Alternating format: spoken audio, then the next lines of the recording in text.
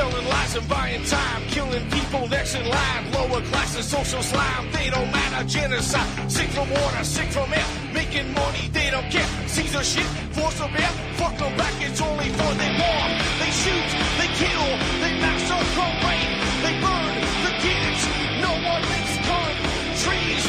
Lie to your face, fight and die. Cause God forgives.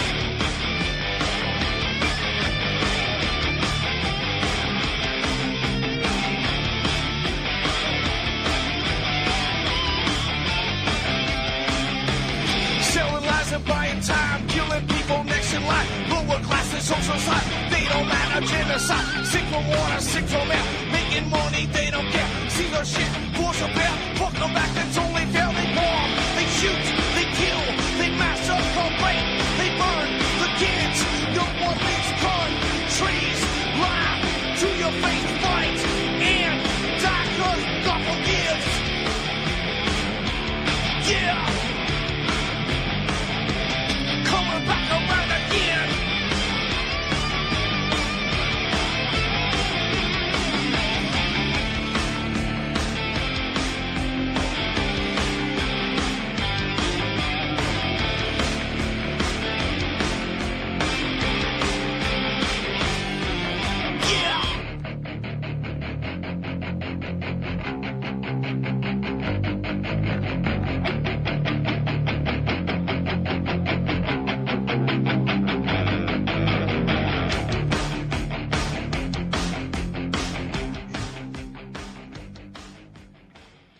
Welcome to the show. I'm your host, Ron Stevens. This is Rock the Boat right here on UCY.tv, and I hope everybody's doing good this evening.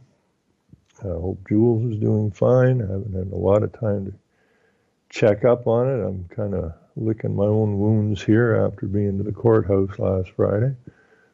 Spent another bunch of hours yesterday at the local hospital here getting things checked out. And it appears everybody that I've talked to so far, and that was in the courtroom that day, wants to hold not only the police accountable for my injuries, but also the judge, which I totally agree with. So we're going to see if we can't dig up a lawyer and get this thing underway, and bring a civil suit against the judge and the two Dobermans that attacked me, and we'll see where that takes us. But it's all about what you do to you get to an end point, and this is part of the game that you go through. And anytime you got to deal with a court and police at the same time, it can get a little tricky. And so I'm not surprised, although, I don't think, I know I've never attacked anybody from behind. If you want a bone to pick with me, then you come and face me. Chicken shits sneak up behind people. People who are chicken shits sneak up behind people. What else can I say? And attack them from behind. I don't like people who sucker punch people, and I don't like this nonsense of being attacked from behind. That is what a real chicken shit does. You got something to say, then say it to somebody's face. But anyways, I imagine eventually, hopefully I will heal up and get on with things. So, I have to write a statement here soon.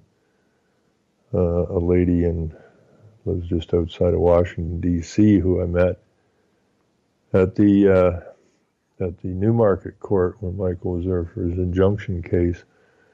And that's Michael Schmidt, the raw milk farmer here in Ontario, has been persecuted for getting 24 years now. dragged in and out of courts, dragged in and out of jail, been robbed, had his equipment broken up. Takes a very, very strong guy to stand up that long, but that's what we need, is we need strong men and women to stand up. Which will bring me to a little story here that was sent to me today. I had a really miserable night last night. I couldn't, man, the pain in my shoulder, holy crap. Not just my shoulder, It goes up into my neck and it goes down to my fingertips. You know, I swear right now that a 2-year-old child's got more grip on his left hand than I got.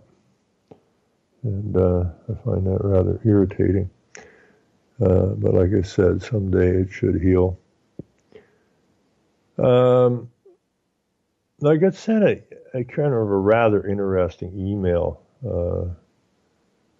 not that long ago, an hour ago or so. And I find it kind of interesting. It's titled a new, well, like this title anyways, or it's a question mark. I guess it's a question. A new era of censorship and Bolshevik control. And the name of the article is Barbarians at the Schoolhouse Door. Now, this does not surprise me at all. You know, it kind of reminds me of several other movies through the ages, because they always tell you what they're up to, right? They tell you what they're up to today. They tell you what they're going to be up to in 2 decades from now or longer. But they always tell you. People got to quit. You got to get by this idea that you're being entertained. You know, you're paying out of your pocket to go watch the movie or pay for your cable or pay for a magazine. And in the vast majority of the instances, it's you're paying for material that they produce, that they're trying to tell you what they're up to, but unfortunately most people don't get that. Oh, it's just entertainment. No, it ain't. No, it's not. They are producing this stuff and you're paying for it, and they're telling you exactly what they're up to or what their future plans are. Okay, so, you know, this goes to the idea of the digital world, really, and it's a very dangerous world, whether they like to believe it or not.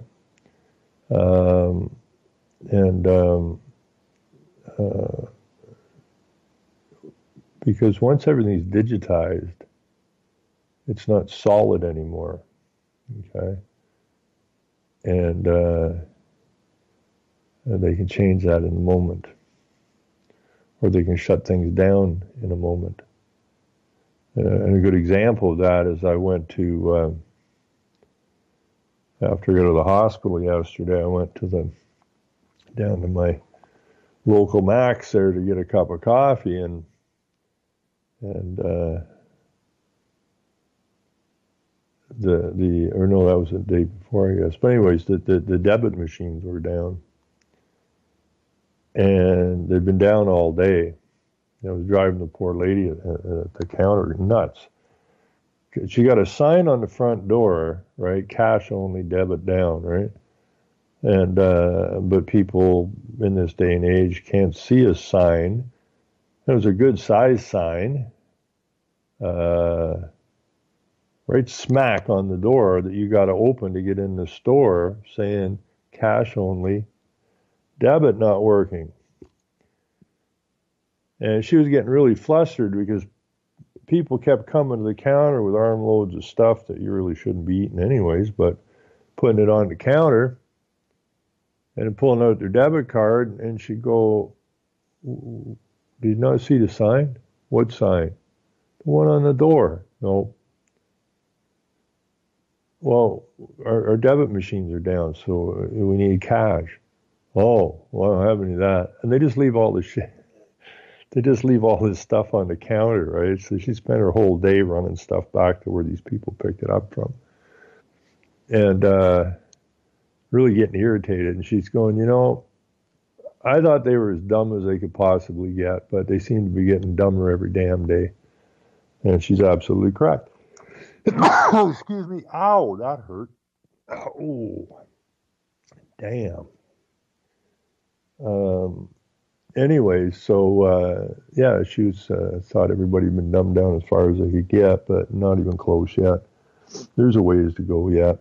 Although, when you see them, you look at them and you can tell who actually can still think and who can't. You can actually see it. And the numbers that can still think are getting dramatically smaller, and those that can't think is getting vastly larger. But anyways, this story here, and this story is actually, this was forwarded to me by Faye, who listens to the show out of Calgary, who I really appreciate some of the stuff she sends me. And I know they're busting their tail out in Calgary trying to alert people to what the hell's actually taking place. So this story that was forwarded to me is by Tom DeWeese. Some people like Tom DeWeese, some people don't. Had him on the show once, and I should try and get him back, I guess. But anyways, I won't say too much positive or negative about Tom. Regardless. Anyways, the barbarians have finally broken down the school doors and are now plundering knowledge. Books are their target. Banning them is the goal. In New York City, administrators at the Life Sciences Secondary School have ordered all textbooks rounded up and removed. Books, they say, are antiquated. Instead, technology is to be the new god of learning. Of course, the excuse is that the books are expensive. The schools complain that the kids lose the books or they wear out and there's no budget to replace them. And more importantly, using iPads means they can be automatically updated with the latest information, scientific discovery, and technology. So the schools need to keep up with the latest developments to keep the kids on top. They say it's a wide, wonderful, brave new world. Aren't our children lucky to live in these times? ? Everything today's schoolhouse is apparently designed for the comfort and ease of the children. No stress, no demands, no expectations. And that's one thing that I see that really makes me nuts. These competitions for young children now, and it doesn't matter if you're even less than last place, if that's possible. Maybe the turtle beat you across the line, but you get an award. Right? I guess it's you can breathe award. But everybody seems to get an award because they don't want to hurt anybody's feelings. So none of you are winners. You're all losers. Anyways, it goes on here. And so the books were piled up in the hallway of the school. Next stop, the trash bin. Most were in good condition, including hundreds of math, algebra, geometry, and various English literature textbooks. Also strewn around the floor were copies of Romeo and Juliet and A Streetcar Named Desire. The technocrats will argue that the World Wide Web contains vast knowledge for the taking with the right tools. They argue that printed books are limited, that printed textbooks soon become antiquated, and so the future of learning is achieved by opening up this superhighway of knowledge in the classroom so every child has access, thus throw away the books and unchain their minds. Very dangerous. Very, very dangerous indeed, because that's what I say, like I've said it a lot in the past, that, we have a duty to our forefathers who opened up these lands, wherever it is you are, and we also have a duty to the children, grandchildren, those not yet born. And the problem is, people are sitting on their hands. People don't want to bite the hand that feeds them, so to speak. And so they're cowering, they're chicken shits, and they don't want to get in trouble. Well, all you have to do is take a look around. You're like in quicksand now. Okay, you're sinking. And but they don't want to struggle. I think they'll stay afloat longer if they don't struggle. You know, the thing with quicksand, don't struggle in the quicksand, they'll suck you down. Right? So they'll just sit there passively and hope all of this passes, or their life passes, and they don't have to deal with it. What I was saying, you know, is that someday, somewhere, some kid's going to find a book or something that explains some of this stuff that's been taken away from them, that they've never been allowed to know or experience.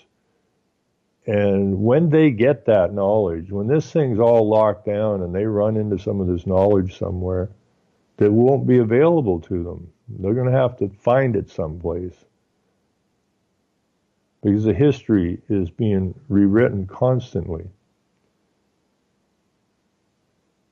And it takes away their bearing, it takes away their footing. And you know, I say someday, you know, when we're gone, if we don't do something now, one of these kids is going to, maybe it's your grandkid, maybe it's your grandkid's kid, but is going to find something. And they're going to come and they're going to stand over your grave when they read that, and they're going to say, why didn't you do something? And that's the question. That is the only question. Something has to start happening. Anyways, to finish this little story up here, the incident at the middle school in New York is not isolated. It's a growing trend. Cushing Academy, a private prep school in Massachusetts, just dumped its 20,000 library books. Instead, the library has been revamped into a pseudo-internet cafe. Here the students can watch the 3 television flat screens or just sit and talk. And that's the truth. You know, that's the truth. And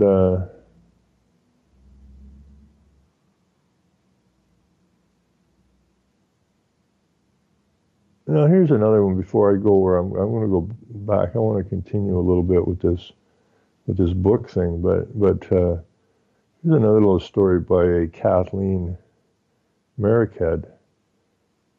Extremely early onset of senility in youth.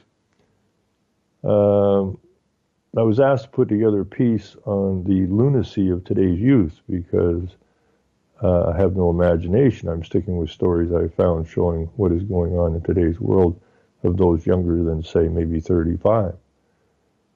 And that's true. When I say we got to get to the youth, you go 35 down, right? And people 35 down are pretty much have no connection to squat anymore. They got no footing. As I see it, the schools have achieved at least 75% or more the goal of changing American children's attitudes, values, and beliefs. To do that, they had to dumb down them severely. One measure of this accomplishment is the IMHO, which I'm not sure what that stands for, is the extreme amount of political correctness in today's world of youth, colleges, and media. Every time that I think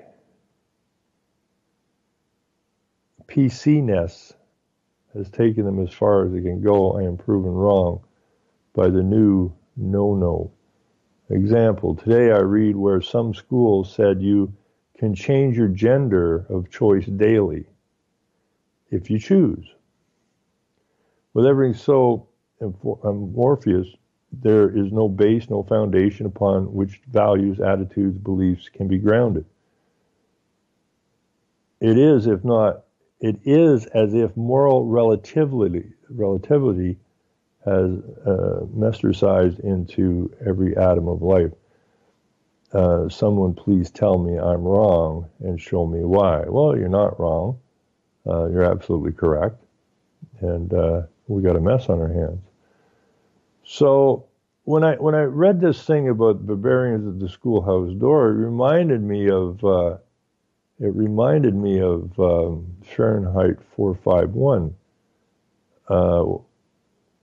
And I didn't think it was. I watched that movie a long time ago, in the probably late 60s. And I thought, well, that's an odd movie. And what the movie's about, if you're not aware, Fahrenheit 451 it's about burning books. That's what the firemen do. They burn books.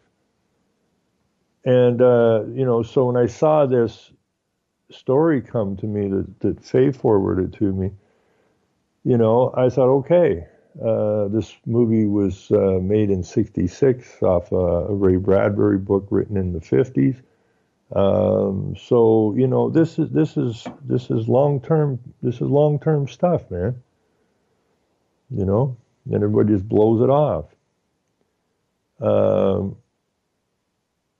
the basis of the story, so what was it written? 53. The book was written 1 year before I was born. No wonder I came out of my mother asking questions. No freaking wonder. Anyways, if you don't know, Fahrenheit 451 is a '66 British dystopian science fiction drama based on this '53 novel of the same name by Ray Bradbury. The film takes place in a controlled society in an oppressive future in which a fireman whose duty it is to burn all literature becomes a fugitive for reading. In the future, a totalitarian government employs a force known as firemen to seek out and destroy all literature, permitting them to search anyone, anywhere, anytime. One of the firemen, Guy Montag, meets one of his neighbors, Clarice, a 20-year-old school teacher whose job is hanging by a thread due to her unorthodox views. The two have a discussion about his job, where she asked if he ever reads the books he burns. Curious, he begins to hide books in his house and read them, starting with David Copperfield. This leads to conflict with his wife, Linda, who is more concerned with being popular enough to be a member of the family. Now, this is a book that was written in '53. And the fireman's wife is more concerned with being popular enough to be a member of the family, an interactive television program that refused to its viewers as cousins. Early reality TV, I guess. At the house of a book collector, the captain, Cusack talks with Montag at length about how the books change people and make them want to be better than others, which is considered antisocial. The book collector, a middle-aged woman who was seen with Clarice a few times during Montag's rides to and from work, refuses to leave her house, opting instead to burn herself in the house so she can die with her books. Returning home that day, Montag tries to tell his wife and her friends about the woman who martyred herself in the name of the books and controls them, confronts them about knowing anything. This is sweet. It's a really strange movie, right? Because it's a British movie. That makes it strange in its own, and it's an old B movie kind of thing. But it is much more credible today than it was when it first came out. So Montag, the fireman, tries to tell his wife and friends about the woman who martyred herself. And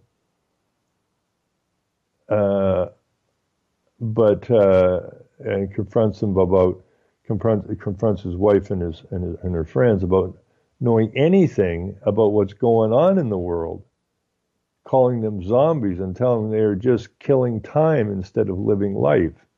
And that's what the vast majority of people are doing today. The vast majority of the people are doing today. Disturbed over Montag's behavior, his wife's friends try to leave, but Montag stops them by forcing them to sit and listen to a novel passage. During the reading, one of Linda's friends breaks down crying, aware of the feelings she repressed over the years, while Linda's other friends leave in disgust over Montag's alleged cruelty and the sick content of the novel. That night, Montag dreams of Clarice at the book collector who killed herself. That same night, He dreamed about that. That same night, her house is raided, but she escapes through a trap door in the roof thanks to her uncle. Montag breaks into the captain's office looking for information about the missing Clarice and is caught but not punished. Montag meets with Clarice and helps her break back into her house to destroy papers that would bring the firemen to others like her. She tells him of the book people, a hidden sect of people who flout the law, each of whom have memorized a book to keep it alive. Later, Montag tells the captain he is resigning, but is convinced to go on one more call, which turns out to be Montag's house. So the fireman's going to go raid his own house. His wife leaves the house, telling Montag that she couldn't live with his book obsession, and leaves him to be punished by the fireman. Angrily, he destroys the bedroom and television before setting fire to the books. The captain lectures him about the books and pulls the last book from Montag's coat, for which Montag kills him. He escapes and finds the book people, where he views his capture on television, staged to keep the masses entertained, and because the government doesn't want him alive. Montag selects a book to memorize. So there's all kinds of things you can tie this to. And I was reading this, I'm thinking about Michael Schmidt's 23, 24-year-old, 24-year-old persecution that he and not the book people, but the milk people have been under. And, and it's true. It's a sect, right? It's really no different than Waco. They centered these people out as a sect that was different somehow than society as a whole, and they somehow became a danger to society. And that's what they're doing with Michael and the milk, is that they attempted to bastardize the idea of actual real food or raw milk. And, I get people all the time they'll say, what the hell is going on? I grew up drinking raw milk. I'm healthy as a horse. What the hell are you talking about? Well, yeah, I know, but it's about centering people out.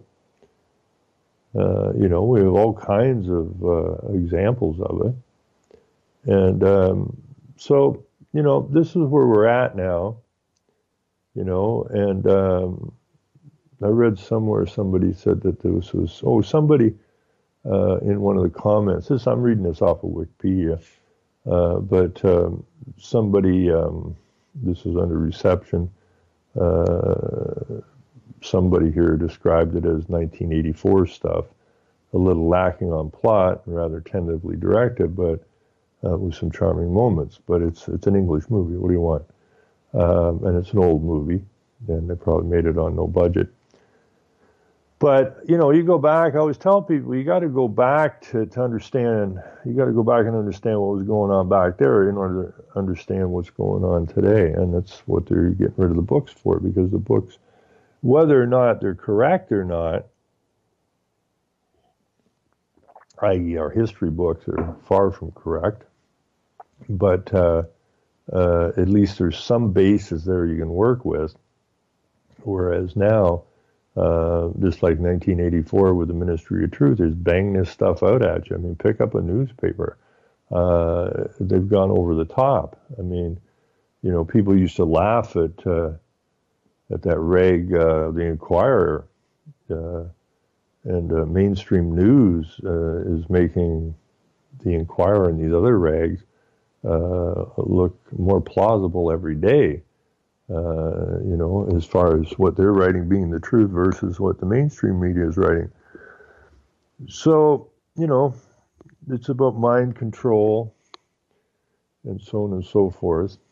And if you get a chance, watch the movie.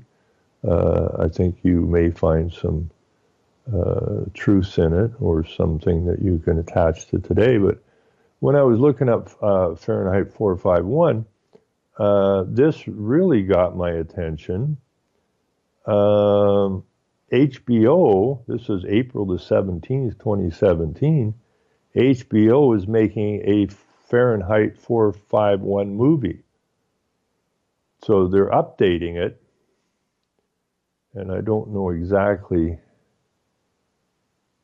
Oh, now see, this looks extremely dark and sinister.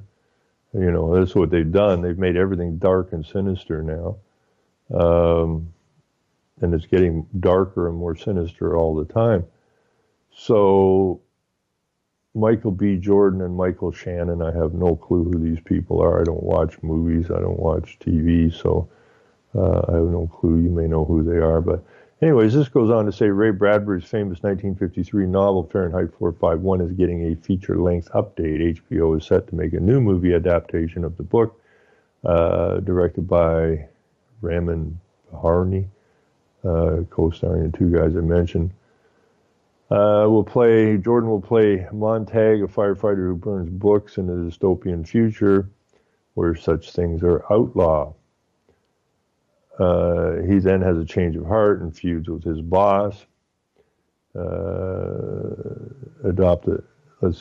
filmmaker Francois Truffaut adopted the novel himself in '66. Film and the idea of another remake has been kicking around for some time.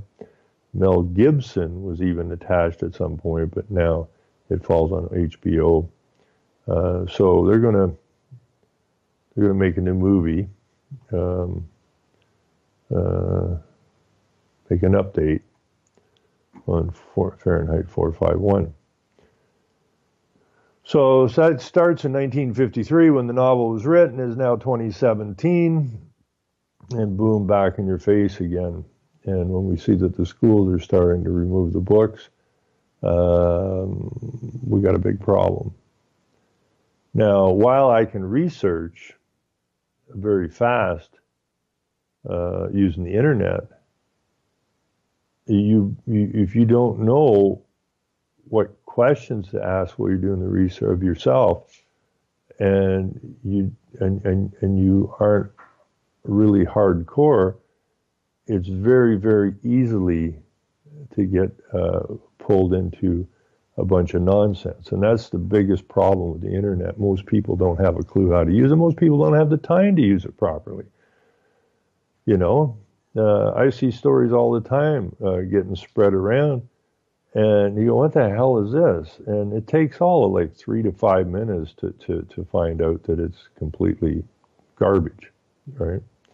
You have so much of this alternative media, which is not alternative media at all. It's just a way to bring people wrong information that they'll believe, not unlike mainstream media. And then people run with it, you know, and that's very, very dangerous because they'll run with it for quite some period of time, and some of them will hang on to it. You know. Now, there's another guy here. What's his first name? Peterson. Jordan Peterson from the University of Toronto, who's bringing in about 60 grand a month or something off of one of the UFundMe sites. And that site was started by the guy that started the Rebel on internet alternative media. He just happens to be a conservative Jew and was a lawyer. And he has a particular thing that he's pushing. And you got to be careful with that stuff. Now, Jordan Peterson is, and I appreciate what the guy's doing. Now, he's the guy that's pushing back against all these LGBTQ to XYZ pronouns and stuff. And he's taking a real hit for it. And that's fine. And I appreciate what he's doing because he brought some very important stuff to the forefront. Now, he I think teaches philosophy and psychology, which is 2 strikes against Mr. Peterson right off the bat, because the philosophy and the psychology is exactly what has got us to where we are today. But it seems something has perked or irritated Mr. Peterson, and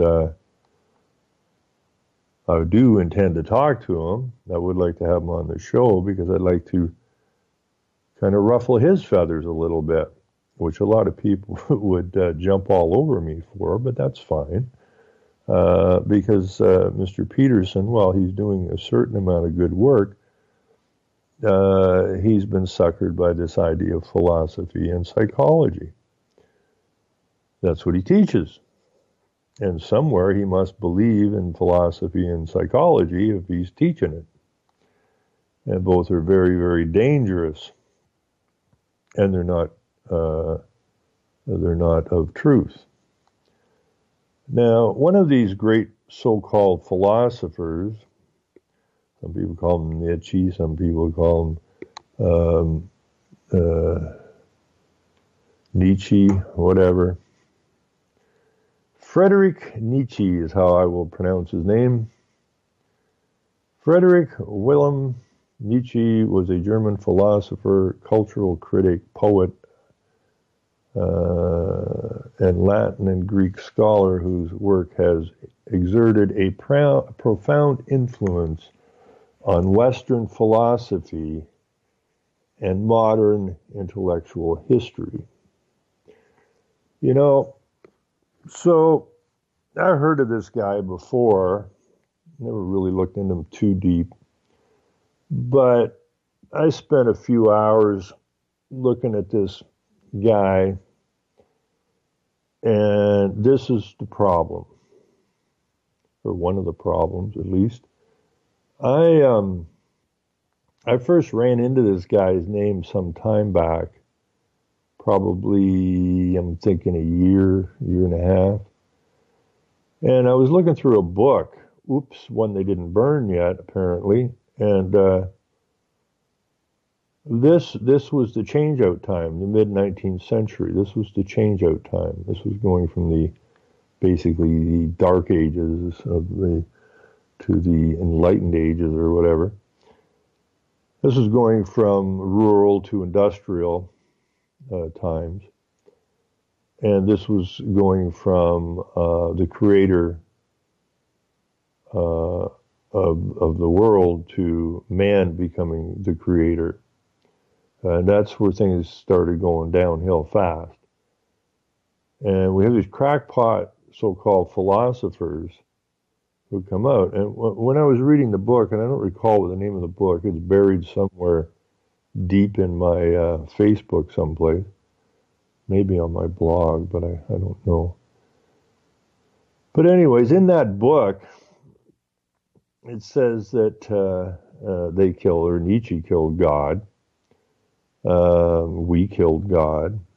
And the reason for killing God was that God was the creator of the earth.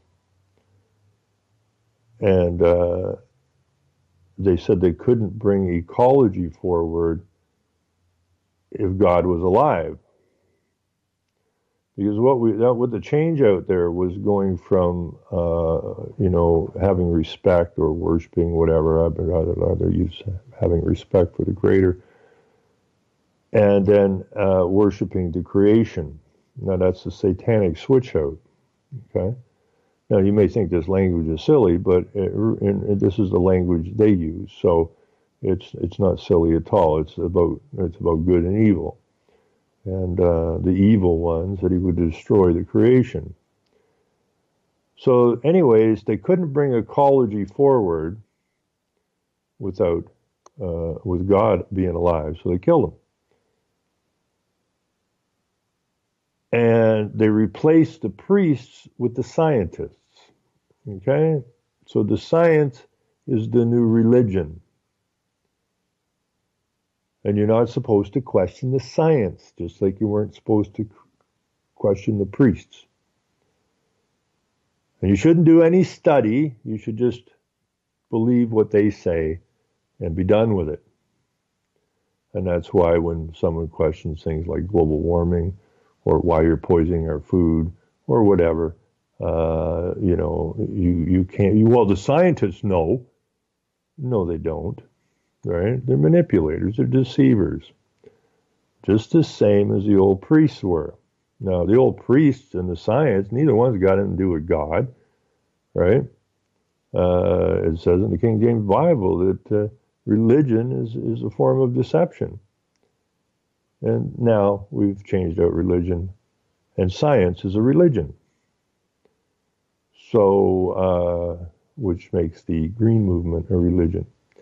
Anyway, so when I look into this Nietzsche guy, it turns out he's a nutcase. Now, the story kind of goes roughly here that, I don't know how old he was, 4 or something, or I don't know, I would have to look at that again, but he was young anyways. I don't know if he was 4, 14, no, he wasn't 14. He was young anyways. So his dad apparently was a Lutheran minister, preacher, pastor, whatever his title was, and died a pretty poor death. Apparently they did an autopsy on the guy and half his brain was missing. So we already know we got a problem in the family here somewhere genetically. And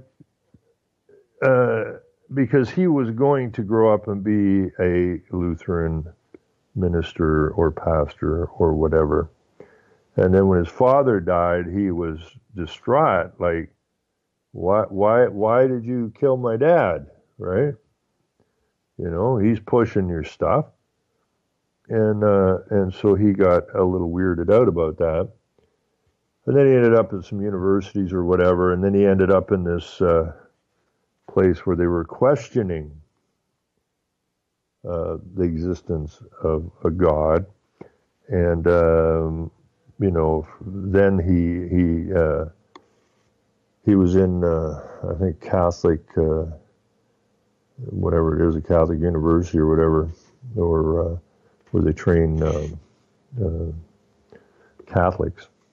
And he was asking some questions and that, and then he was asked to leave, I guess, because they didn't think he had the capacity to be one of their mouthpieces.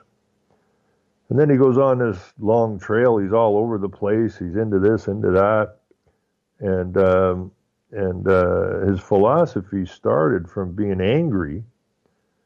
And then he wanted to get rid of God, and he thought that was standing in the way. And so on and so forth. And then later on, he started to really lose it, and ended up kind of dying the same way as his dad. I don't know if he died of brain cancer or not, but he would, I guess today you would call it early Alzheimer's or something, because he was like only in his 40s or whatever, and started making no sense whatsoever. Well, he didn't make any sense from the start, you see. But the powers that be, those who wish to play God, latch on to clowns like this. They call it philosophy. And psychology is just simply a manipulation of your thought processes as well. So it's all about manipulation. It's all the work of the amoral side. And he apparently, somewhere in his writings, said that he was concerned, you know, where this was going to end up at. Well, you're here now, folks. This is where we ended up at. You know, so we got Peterson, who's you know, having a bit of a problem himself now. He's trying to qualify. I watched one of his discussions, and he's doing the same thing all these what I call them players do. They try to mix the two sides of this, and to try to make sense out of the two sides. Well, you can't make the sense out of the two sides because they're opposing sides. You know, it's like legal and law. You can discuss this till you're blue in the face, but one has absolutely nothing to do with the other. And this is what they're trying to do with philosophy. It's all about manipulation. It's about getting you to believe something is what it isn't. So, you know, I stroked this guy off as a nutcase. But those who wish to enslave others like these kind of philosophies. Well, if God's dead, then who's going to take his place? Well, we will. Ah, good plan. Now, there's another gentleman, what was the name? Heydrich. I don't know how to spell that. Well, here, maybe I can get it this way. Oh, you pygmy. Why won't that back up for me? Anyway, I think his name is Heydrich or whatever it is. Heidegger. Heidegger, I think his name is. And he went through a bunch of this stuff. And now, of all of these philosophers, Heidegger, I think is his name. He's German as well, I believe. I don't know if I can dig it. I don't know how to spell his name. There we go. Now he got into all this philosophy as well, but then he denounced it. Now that brought Marx in and them, who went after him to denounce him. Because after he went through all this philosophy and stuff and started to figure this out, he thought it was time to replace philosophy with thinking again. And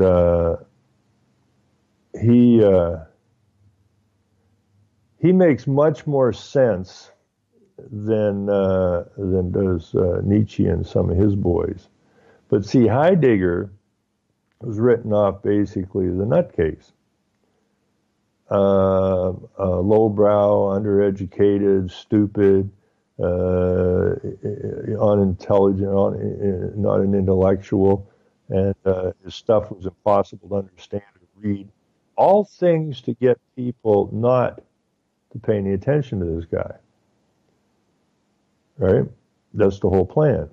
You promote who you want to use, and you call out those you don't want people to pay any attention to. Now, what I'm finding here, and I looked at this guy briefly before, and I've only looked at him briefly since because I don't have a lot of time, but it's not difficult to understand how they've laid this out. We went from being men to humans. We went from creation to evolution. And this all took place mid-19th century on. Okay? So everything was basically the same up till the 19th century, mid-19th century.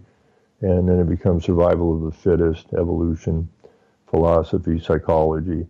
All of this came out of that time period. And we see where it's got us so far. And it's not going to take us,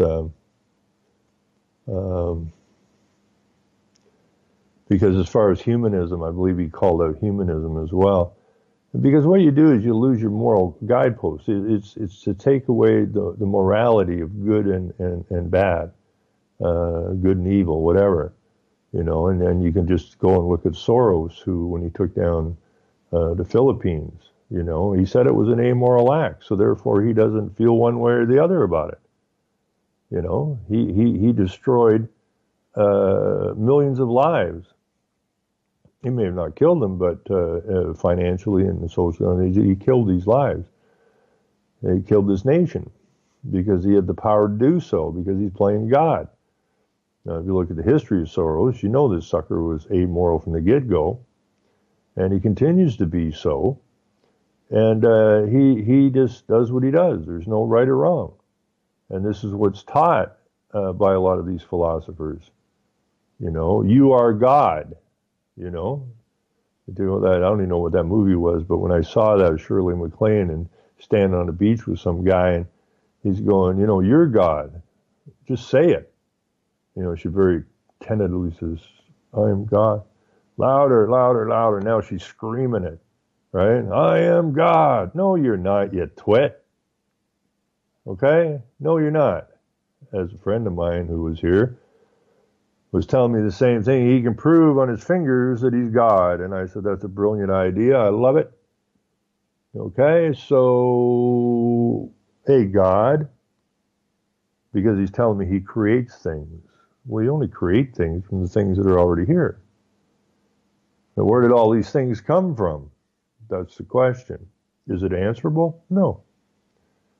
And that's just fine with me. But you have a choice. Either you evolved from some little drop of nonsense, or the Big Bang, or the monkeys, or the apes, whatever, and today, the United Nations and Wikipedia and the statements from the United Nations is that human beings evolved from the great ape. Well, if that's what you want, fill your boots. But that doesn't explain to me why I have so many different types of trees in my yard and so many different. I've got black walnuts. I've got apple trees. I've got pear trees. I've got all kinds of different types of willows and bushes and whatnot.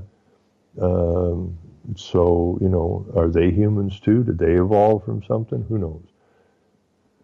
But the fact is, you got really one of two choices, and the choice you had up until the mid-19th century was that this was the work of a creator. And then these boys who want to play God come 19th century, they figure out how they can play God, and that's your legislatures, and that's your statute law, and all the rest of this nonsense that's going on now, that they're playing God. And they can do whatever they want, and then they hold you to that, because you're not a man anymore.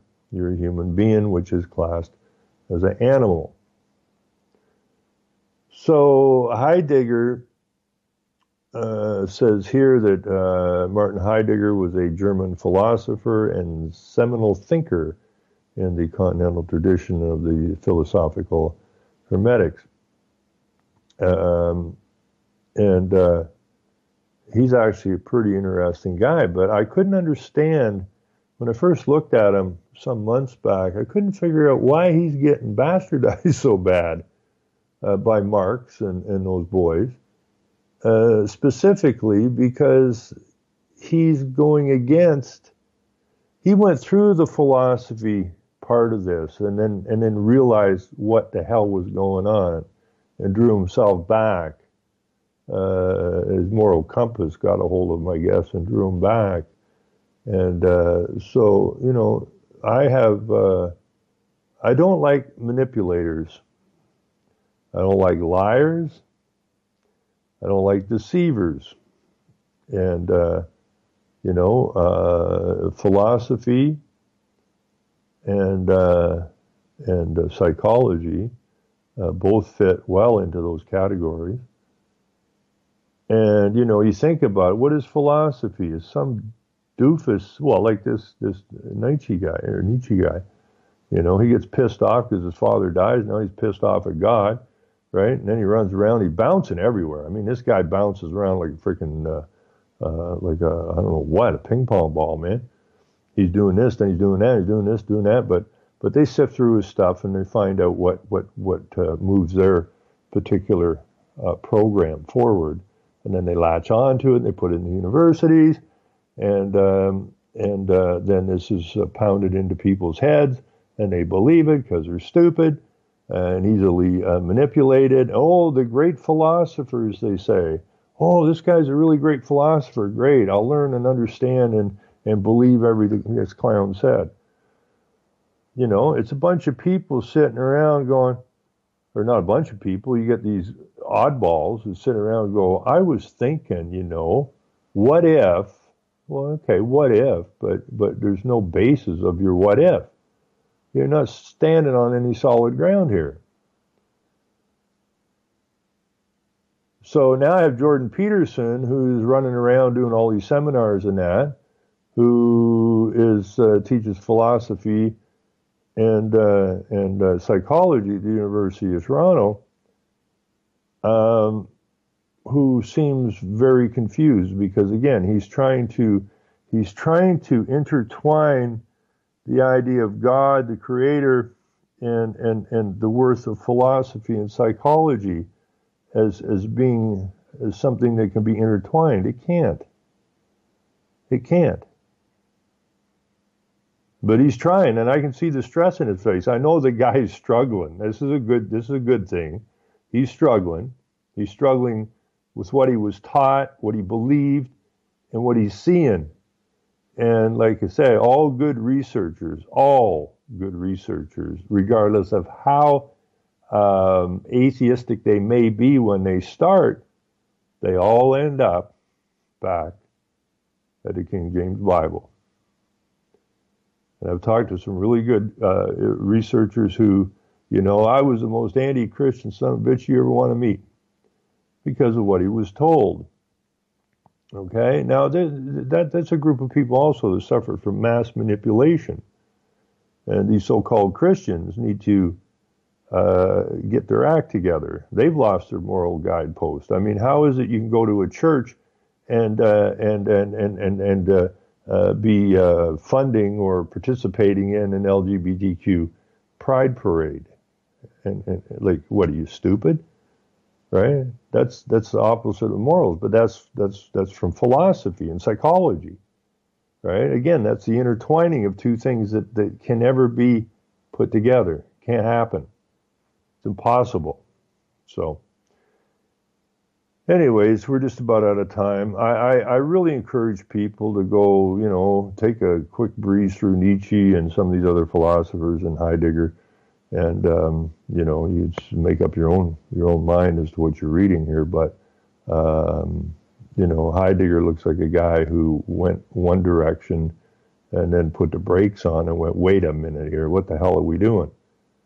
And pulled it back, because what we've done is we've lost our compass. We're just wandering around in the forest now, going, which way's out of here? Well, no way's out of here unless you get a direction. And if you lost your moral compass, you ain't got no direction. You can be pulled this way, that way, this way. They do whatever the hell they want with you. And we got to put a stop to it. We got to get our feet back down on some solid ground.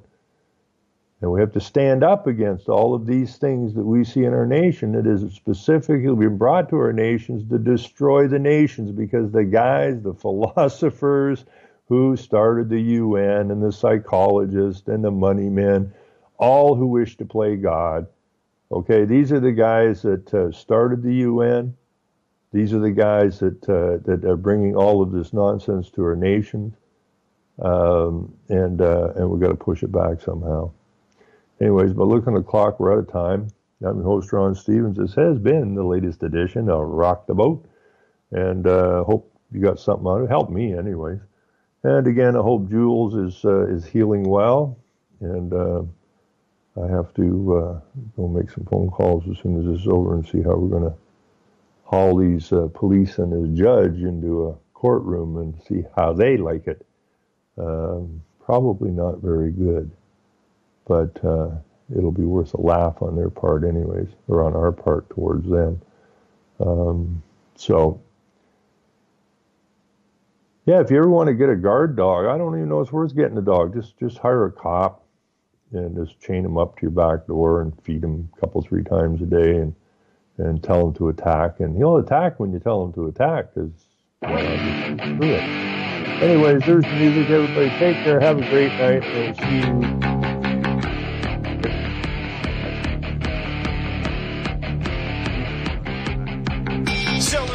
Buying time, killing people next in line. Lower classes, social slime, they don't matter. Genocide, sick from water, sick from air. Making money, they don't care. Caesar shit, force of air. Fuck them back, it's only for they bomb. They shoot, they kill, they massacre, rape. They burn the kids. No one makes countries lie to your face, fight and die. Cause God forgives.